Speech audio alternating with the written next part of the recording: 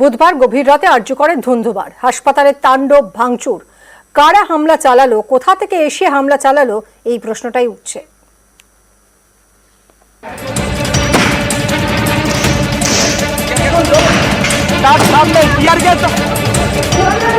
বুধবার গভীর রাত, রণক্ষেত্র আর্যকর হাসপাতাল। লাঠি সোটা নিয়ে হাসপাতালে অবাধে ভাঙচুর চালায় বহিরাগতরা, চলে ইট বৃষ্টি।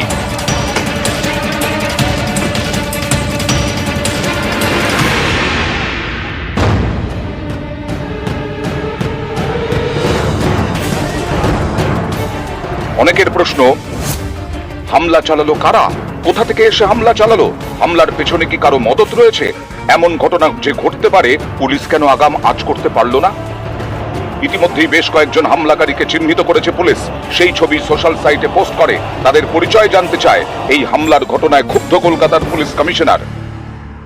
What has Calcutta police not done? In this case, they have done everything, and I'll do it. I'm saying it under everything under my command. They collect the best of evidences. The main accused has been arrested. We have tried to satisfy the family. The rumors are being floated.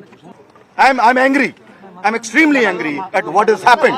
I cannot just on some kind of a rumor arrest a young PG student. I cannot do this. That we have not tried to save anyone. If any day, we are responsible. We are a responsible force. আর্যকরে হামলাকারী কারা, এ নিয়ে রাজনৈতিক তরজাও তুঙ্গে। বেলগাছিয়া থেকে লোকজন এসে এই কাজ করেছে বলে আমরা আপাতত জানতে পেরেছি, এবং এর পেছনে কাদের ইন্ধন আছে পরিষ্কার বোঝা যাচ্ছে। যারা চায় না যে আন্দোলনটা চলুক, তাহলে তাদের ইন্ধন আছে। পুরো উদ্দেশ্য প্রণোদিতভাবে ভয় দেখানোর জন্য এটা করা হচ্ছে।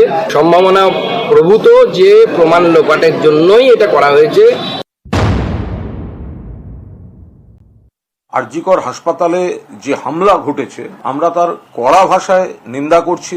যে দলের নেতা হোক, যার হাত এদের মাথায় থাকুক, যারা পাঠিয়ে থাকুক, যদি এই বামরামের মব অথবা বামরামের সঙ্গে হাত মিলিয়ে হসপিটাল পলিটিক্সের কোন স্বার্থান্বেষী চক্র সরকারকে বিব্রত করার জন্য বামরামের সঙ্গে হাতে হাত মিলিয়ে এই কাজ করে থাকে, তাহলেও যেন তাদের মাথাদের ছাড়া না হয়।